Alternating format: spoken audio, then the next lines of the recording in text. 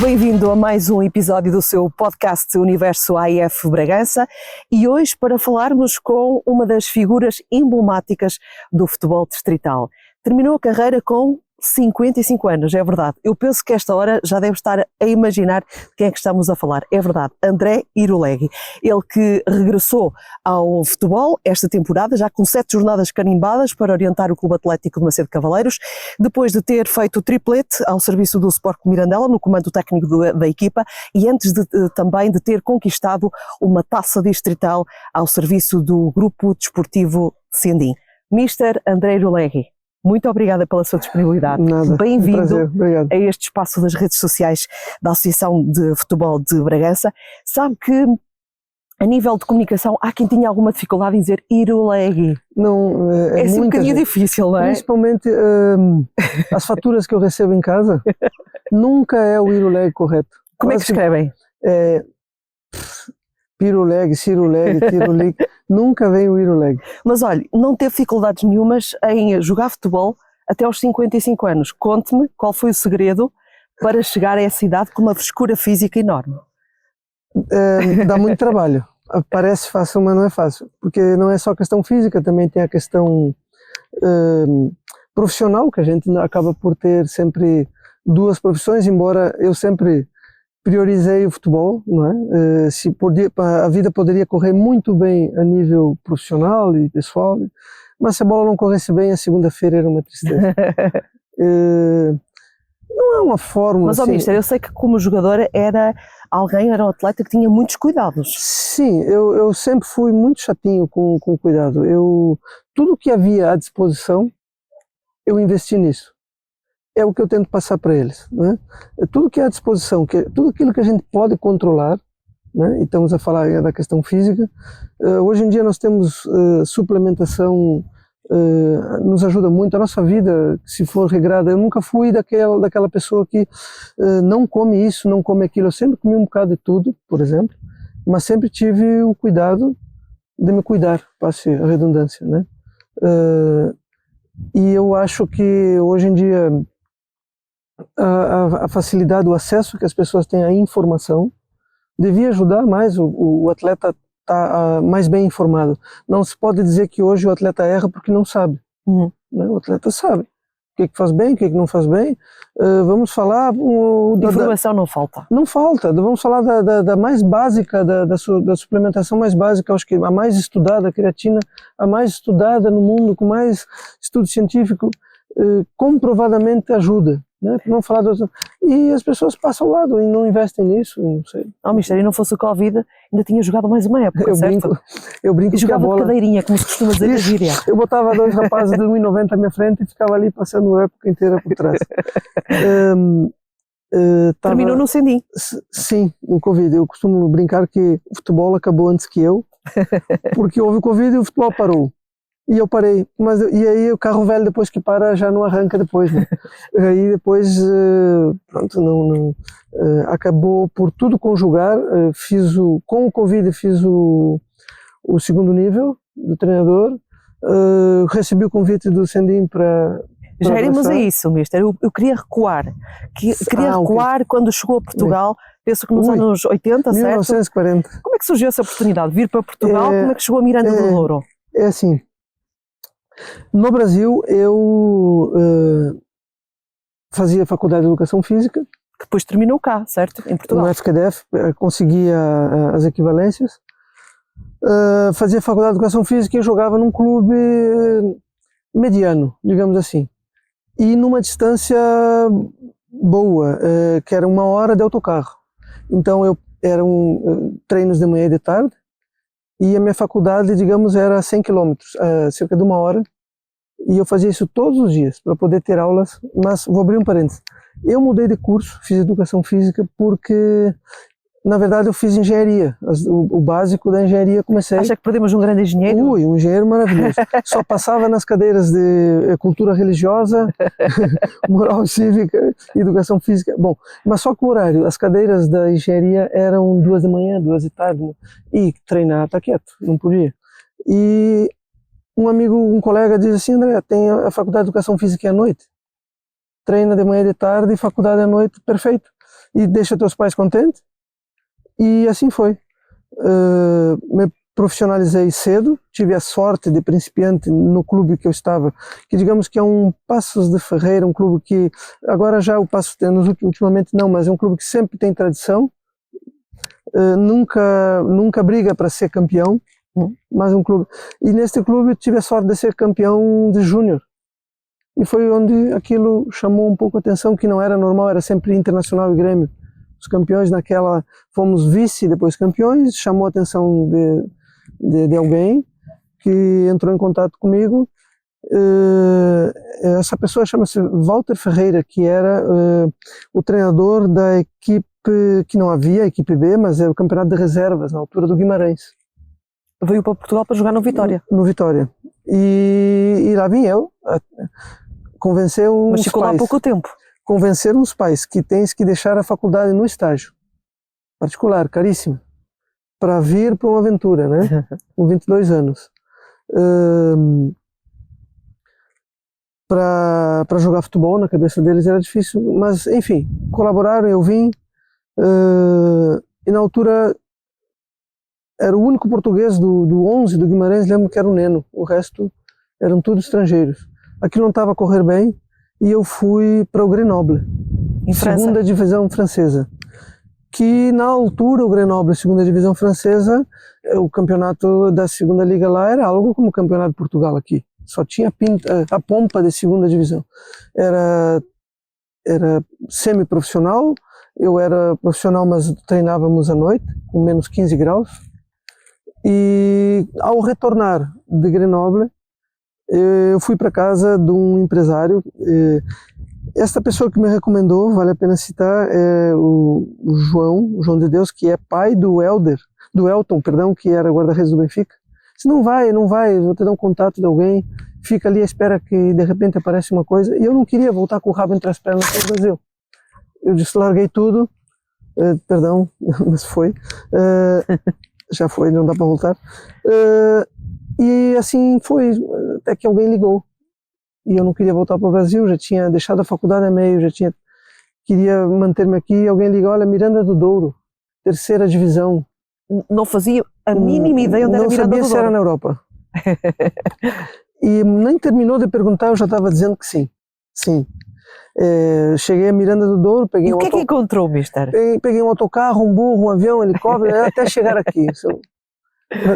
Várias horas viajando. Cheguei aqui num contexto muito complicado, um dia de chuva inesquecível. Um peladão à sua espera? Olhei aquilo, o cenário. O diretor me leva para o balneário. Essa história acho que vale a pena contar. Porque eu chego em Miranda do Douro num dia de chuva, cansado, há 2 meses sem treinar. Come quando sobra, quando dava. Muito mal fisicamente, mas pior ainda a nível mental, muito destroçado. E entro no balneário naquele dia e me chamaram para resolver as coisas, né? E eu entro no balneário e o mister estava dando uma palestra. O mister, vou citá-lo, Gil Mendonça, dali da zona da Régua. Que treinou o Clube Atlético Albacete de Cavaleiros. Pronto, também. E ele vai ver e vai... O seu Gil Mendonça vai confirmar o que eu estou a dizer. O seu Gil Mendonça estava dando uma palestra. Já tinha chutado 2 cestos, 2 meias, né? Tinha perdido o jogo. E eu entro para ser apresentado. Ele me olha assim, diz, o que estás a fazer, pá? E eu, aquele sotaque, né? Que eu estava ainda a engatinhar no sotaque. Aí, não, eu sou jogador. Jogador? Qual é a tua posição? Eu sou médio. E ele pega o que tinha na mão, joga no chão.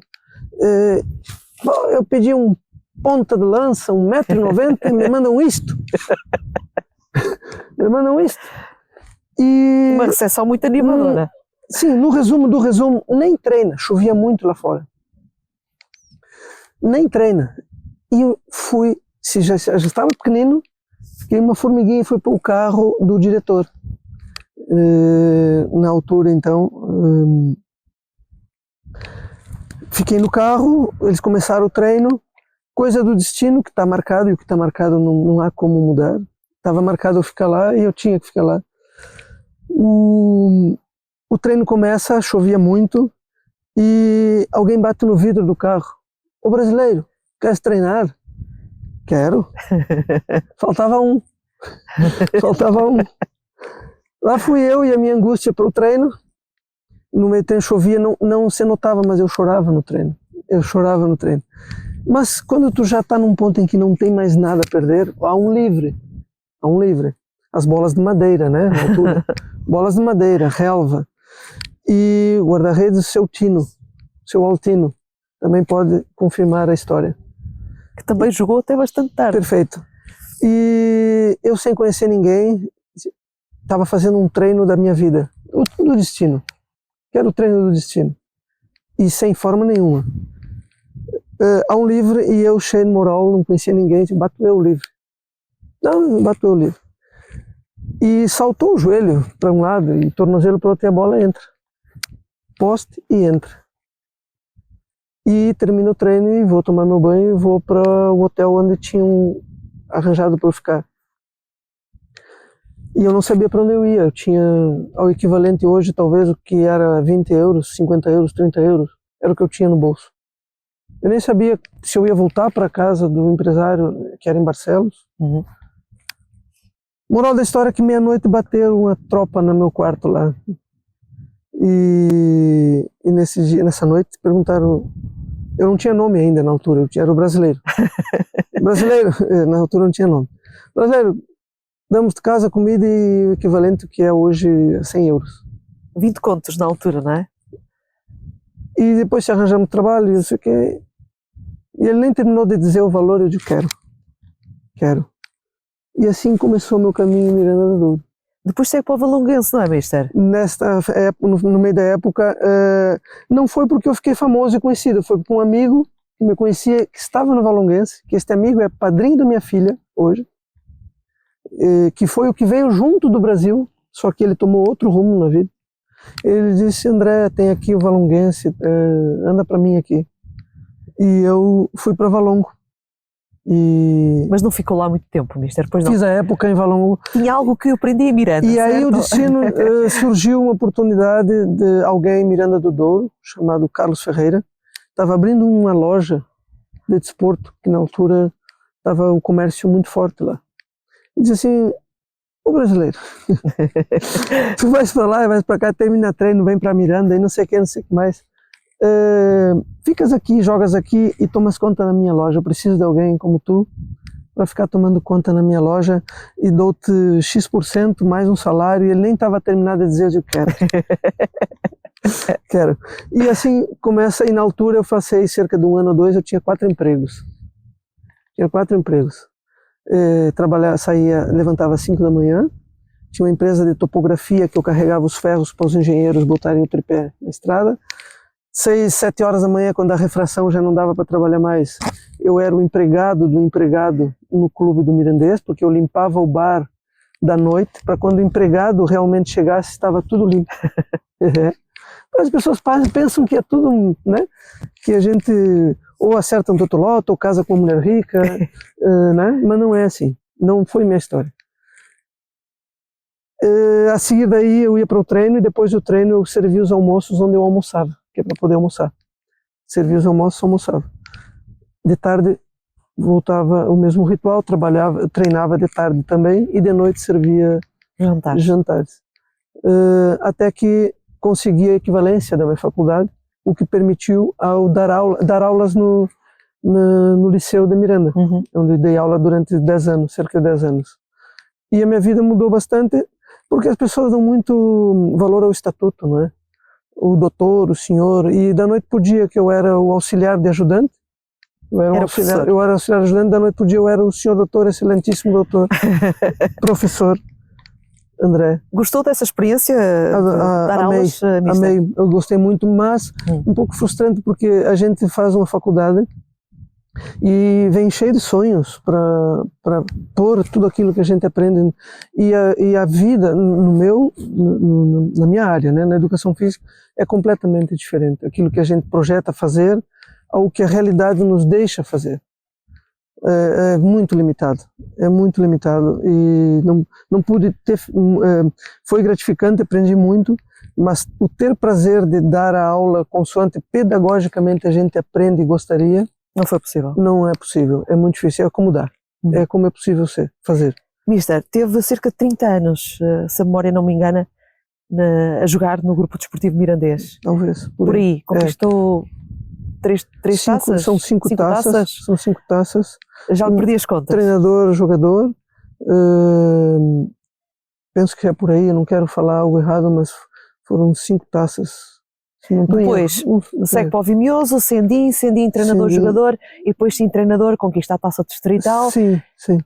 Em que venceu o Bragança, que na altura foi campeão, por 1-0. O que é que guarda desse jogo, desse seu primeiro troféu? Inédito, como assim, treinador. Uma coisa inédita, e daquelas coisas que eu acho que acontece uma vez na vida, com as condições que tínhamos, o grupo que tinha era um grupo resiliente, é o que se chama agora, né? Mas um grupo sofredor.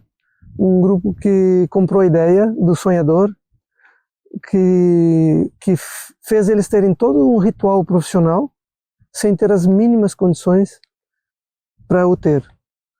Porque o ser profissional não é uma questão de dinheiro. Não, é mesmo, é atitude. Eu disse aqui, eu vou ser profissional onde eu estiver, com condições ou sem condições, porque eu acho que isso não se aprende, a gente é assim, eu me exijo muito, me cobro muito, e quero ser muito, nós vivemos numa sociedade, e não adianta a gente dizer, eu não me importo com o que os outros dizem, que é uma forma fácil de falar, não é? Mas sim, eu importo muito que falem bem de mim, eu fico incomodado se falam mal do meu trabalho, e a única forma que eu vejo para não falar mal da pessoa ou do trabalho é fazer bem, ser boa pessoa e fazer um bom trabalho, né? Que é algo que a gente controla. Então, incutir um profissionalismo. Eu tenho uma história muito bonita até de falar no Chipre, que foi uma história bonita sobre a questão do profissionalismo, mas isso fica para outro dia. Ser profissional é a atitude profissional, né? É a forma como encaramos, como porque está cheio de profissionais Série A que são amadores. Tem um salário profissional, tem um contexto profissional, mas mentalmente são amadores. Muito bem. Mister, depois da conquista dessa taça, segue para o Sport Clube Mirandela, onde conquistou tudo o que tinha a conquistar no Distrital, o campeonato, a taça Distrital, a Supertaça, a taça Transmontana, sobe a equipa ao Campeonato de Portugal, infelizmente não conseguiu terminar lá a época. Pergunto-lhe o que é que essa passagem pelo Campeonato de Portugal, pelos nacionais, foi a sua primeira experiência nos nacionais, o que é que lhe acrescentou enquanto treinador? O Campeonato de Portugal, eu vejo ele um campeonato, desculpem, mas eu acho que quem é responsável, eu acho que é um distrital com maquiagem. Bem maquiado. E acha que ficou menos competitivo com a criação da Liga 3? Acho que claramente, visibilidade? Claramente. Porque o jogador de peso, o profissional de qualidade que pôde ir para a Liga 3 foi. Porque outrora já foi o campeonato das oportunidades e da grande visibilidade, não é? Mas eu vou mais longe. Eu acho que é o Campeonato de Portugal, a nível de infraestrutura, os clubes que estão, muitos deles que estão no Campeonato de Portugal, são clubes de infraestrutura distrital. E isto condiciona muito o resto, né? Eu enfrentei várias equipes no Campeonato de Portugal com estruturas bem inferiores às nossas, a do Macedo e por aí fora.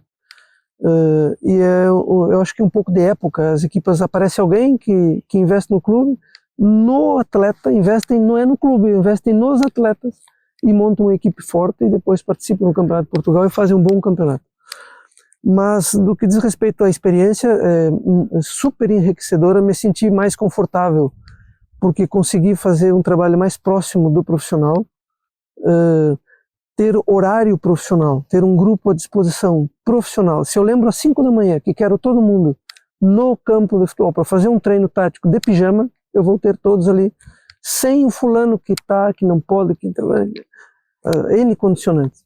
Então isso já nos torna mentalmente profissional e me sinto capaz de exigir do grupo. Dá para tirar mais do grupo. Quando é um grupo híbrido, como é o nosso aqui, por exemplo, né? Ficamos condicionados, treinos à noite. Metade do grupo é profissional. Outra metade não é. outra metade não é. Não é na questão que tem outros É a trabalhos. questão dos horários, não é? Uhum. Dos horários. A exigência tem que ser já pensada. Para aquele posso, para aquele não posso. E eu acho muito desgastante, muito difícil alguém que queira ter uma mentalidade de exigência, de profissional. Eu não sou mais que os outros, nem quero ser, nem nunca vou ser. É só para pôr um cunho profissional, porque quem anda nisto e quer por algo diferente, tem que o contexto ajudar, e isso é muito difícil cobrar do clube ou do jogador coisas que eu estou a ver que é de caras que é difícil cobrar. Então isso é frustrante, é um pouco frustrante. Ao mesmo tempo sei que não posso exigir porque não pode. Eles também, eu não sei mais que eles se pudessem faziam. Mas a realidade é que não é, e é difícil. Mister, já que falando do Macedo, esta é a sua nova casa, Sim. Estádio Municipal de Macedo Cavaleiros. Sim. Chega aqui aos bravos cavaleiros com 7 jornadas carimbadas, depois daqui de um hiato na carreira de treinador, de uma pausa. Pergunto-lhe porque é que decidiu aceitar este desafio. Este desafio surge num momento da minha vida que eu estava em um desafio pessoal, muito pessoal, e não vamos entrar por esse caminho. Mas era eu estava no meio de um desafio pessoal muito difícil. Me apanha mesmo num momento em que eu estava já, como a gente diz, levantando os queixos para seguir em frente no que eu projetava de seguir carreira como treinador, que é o que eu amo fazer. Eu tinha e tenho empurrado para janeiro e fevereiro um projeto. É pouco provável, mas é possível acontecer. É pouco provável, mas é possível que eu tinha isto. E como tinha esta pequena luzinha lá para janeiro, fevereiro, eu estava confortável, sem ansiedade de nada. Estava projetado tudo para essa altura. E o que pesou mesmo nisso tudo foi eu sentir vontade das pessoas querer que eu viesse. É muito bom quando a gente sente que as pessoas te querem, não é? E isso teve um peso muito grande. Paralelo com isso, o clube. Não é um clube qualquer. O Macedo merece todo o meu respeito, porque a estrutura, penso que infraestrutura não há outra aqui no distrito. O que é que lhe pediram, mister? Olha, nunca houve essa, mister, queremos isto, queremos. Houve, mister, te queremos aqui. E ao vir para o Macedo de Cavaleiros é implícito. Não precisa pedir, não é? A gente vem para cá, mister, queremos ficar em terceiro, para ganhar jogos e ser campeão. Na minha cabeça ninguém verbalizou isso, ninguém disse isso. Mas eu venho para ganhar jogos e ser campeão. Estamos a 7, agora estamos a 10, azar. Há N situações que tudo pode acontecer. Mister, falou aí em trabalhar com outros patamares do futebol, patamares profissionais. No meio disto tudo, jogador-treinador, foi agente FIFA. É verdade. E teve a oportunidade de ser empresário de um dos maiores goleadores de sempre do campeonato português. Outra experiência na minha vida. O grande Mário Jardel. É verdade. Como é que foi essa experiência? Como é que surgiu essa oportunidade de ser o empresário do Mário Jardel? Olha, tive muita experiência, como eu te disse, eu trabalhei em tudo, na estrada, no restaurante, fiz tudo um pouco. Mas fui 17 anos agente FIFA. Nunca imaginei chegar a tanto. Eu devo mais da metade disto ao meu amigo, eu sou padrinho de casamento dele, somos compadres, nos tornamos, né, ao Jardel. Eu costumo dizer que eu não era empresário do Jardel, o Jardel era meu empresário. Sim, porque ninguém ligava para o André, ligavam para o Jardel. O Jardel ganhou tanta confiança comigo que passou a canalizar tudo para mim e foi tudo um processo de confiança, né? Primeiro foi o amigo, depois é que veio o empresário. Quando as coisas cresceram mesmo, é que eu vi que eu não podia andar em cima do muro, não era carne nem peixe. Eu digo, não, tenho que apostar nisso, porque isto cresceu. E foi quando apostei tudo nisto. E ser agente FIFA, viver nesse outro patamar. Penso que uma vez me perguntaram, foi o Jornal Record, numa entrevista, como é que um agente FIFA sobrevive em Miranda do Douro? né? No futebol, o boca a boca funciona muito. A gente, quando tem um bom relacionamento com um atleta, eu penso que lá na raiz... Os dias correm, pode trabalhar em qualquer parte do mundo. Em qualquer parte do mundo, né? Foi a experiência mais... Eu conheci lugares no mundo que eu nunca imaginei, convivi com pessoas que eu nunca imaginei. 80% disso devo muito ao Jardel, porque o Jardel é um abre-latas, ele nos coloca onde a gente quer. O Jardel, um telefonema, um contato, eu pude estar onde nunca sonhei estar, né? E é uma amizade que dura, porque pelo que disse são quase família. Sim, não é? somos mesmo, nos tornamos família, e o Jardel teve uma importância gigante nisso tudo, né? Então, eu fiz tudo que eu fiz no início, a gente começou como amigo, e se tivesse tempo eu contava a história, como começou, acho que é bem engraçado. Essa vale a pena contar. Força, Mister. Vamos lá. Partilha. Essa vale a pena. Quando eu comecei com isso do futebol, começou sem querer, como sempre, alguém pede para alguém. André, eu estava aqui há muitos anos, e eu conhecia pessoas e indicava aqui e ali. Até teve um atleta, um amigo, que conseguiu fazer um contrato. E um dia me aparece com dinheiro, que eu não sei se é 500 euros, 1000 euros, na altura me deu dinheiro. Eu disse, não, eu não quero. Não, mas o homem que tu me disse e tal, foi bom, aquilo é tudo muito bom. Eu disse, não, eu não quero. E ele insistiu e digo, isso aqui. E lá, aquilo começou assim. Quando eu me dei conta, eu estava agenciando alguns, na minha concepção que eu tenho de ser empresário. Agenciar era ser amigo, né? Não é aquela coisa, eu era amigo dos meus amigos e aquilo gerava dinheiro. Isso começou assim. Eu tinha feito algumas coisas como agente, sem ser FIFA ainda. Tudo muito amador, assim.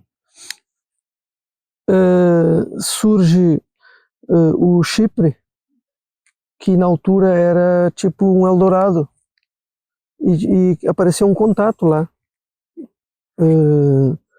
no Chipre de um amigo que estava lá, e foram alguns jogadores para lá, até que uma bela noite eu estou no meu sofá em casa vendo um jogo Beira-Mar Sporting.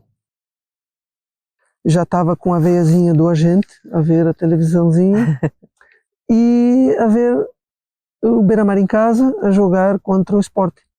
O Jardel no Beira-Mar. Tinha ele chegado no Beira-Mar. Toca o telefone fixo. Na altura nem tinha sido fixo. Um amigo chamado, apelido Careca. No Brasil eu vivi na fronteira com o Uruguai. Eu estudei no Uruguai. E esse meu amigo era um uruguaio. Me ligando, André. E começou a fazer um pedido de um jogador. Ele estava no México, morando no México. E ele começa a dizer, André, eu sei que tu está trabalhando com jogadores e eu preciso necesito de um delantero alto, experiente, que sea fuerte de cabeza, que tenga nombre. E necessito aqui para Pachuca, para este clube. E ele está falando e eu estou a ver o jogo, a televisão. Ele começa a descrever e eu estou a ver o Jardel.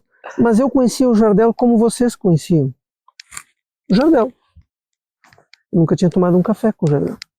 Eu vi aquele jogador e eu digo, Careca, sim, tenho um jogador que te pode servir. Tenho um jogador que te pode servir.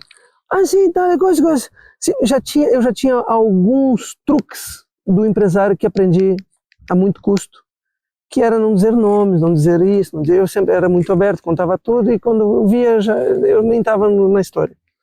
E eu digo, tenho, e quem é esse? Não, dime que me manda uma autorização do clube, estou falando em espanhol, desculpa, me manda uma autorização do clube que eu trato disso.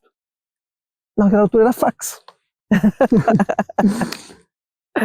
Chegou, que eu nunca esperava, chegou uma autorização do Pachuca no fax no meu escritório, eu fui de carro, nem acreditava, estava uma autorização para X dias eu apresentar com exclusividade. Mas ainda não conhecia pessoalmente o Jardel. Nunca tinha tomado um café com como é que chegou? Ele. Como é que chegou o jogador?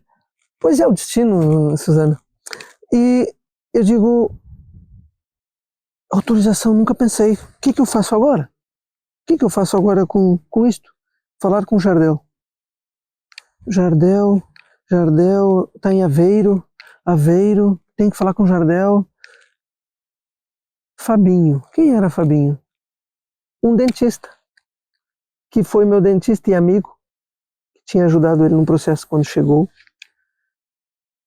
Tinha o gabinete dele como dentista ao lado do meu escritório e eu sabia que ele estava trabalhando em Aveiro. Fabinho, preciso urgentemente que tu vá ao estádio, fale com o Jardel, peça o telefone de alguém responsável para falar com o Jardel, que eu tenho uma proposta concreta para ele, para o estrangeiro. E ele, quem? Jardel? Eu jogo futebol salão com o irmão dele, terças e quintas, com o George, que jogou aqui. Que jogou no Clube Atlético. Que jogou aqui, George. O George, e somos muito amigos hoje em dia. Portanto, o George, em 2 horas, eu tinha o telefone do Jardel, pego o carro e vou a Aveiro. Falo com o Jardel, mostro a proposta, não vou entrar em detalhes. O Jardel não estava muito bem naquela altura, no contexto total. Pronto, ele não estava bem. Mostro a proposta. E acabou por aceitar, mister? Só que aí entrou, até onde eu posso ir, o Jardel não estava bem para aquela proposta.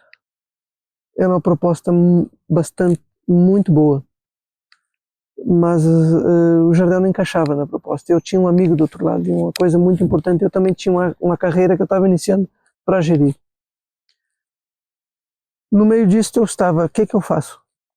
Não vou dizer que o Jardel não quer, eu aumentei a proposta, o Jardel não aceita, mas eu não disse para o Jardel não aceita, a proposta é X. E eles cobriram a proposta e começou a dificultar a minha vida. Até eu disse que não dá. Eu contei um pouco a história e através de um amigo indiquei o Jardel no Chipre, no Anortose. Savas, o nome do rapaz que mora lá, indiquei. Quando falei o nome de Jardel para o Chipre, na altura estava, pois chegou lá como se fosse a Madonna no Chipre, né? Abriu e fui eu e o Jardel para o Chipre. Neste convívio todo, vamos nos conhecendo, vamos criando confiança. Quando surge a proposta do Newcastle na Austrália, foi quando levo o Jardel para a Austrália, para Newcastle. Depois surge Criciúma e surge Chernomor na Bulgária e andamos assim nesta vida. E eu também E assim ficou o empresário do Jardel? Pois, na altura eu não era André, na altura eu era o empresário, eu já não era o brasileiro que não tinha nome em Miranda, continuei sem nome como empresário, eu não era o André, eu era o empresário do Jardel. Muito bem, mister, para terminar, teríamos muito para conversar e não vai faltar oportunidade, porque eu sei que tem muitas histórias para contar destes anos todos no futebol. Sim. Mas uma última pergunta muito rápida. É mais fácil ser treinador ou jogador? É mais fácil ser jogador, é muito mais fácil. Mas se eu soubesse hoje o prazer, o gosto do treino, do preparar treino, do pensar jogo, do pensar treino, eu tinha deixado de jogar bola há muitos anos atrás.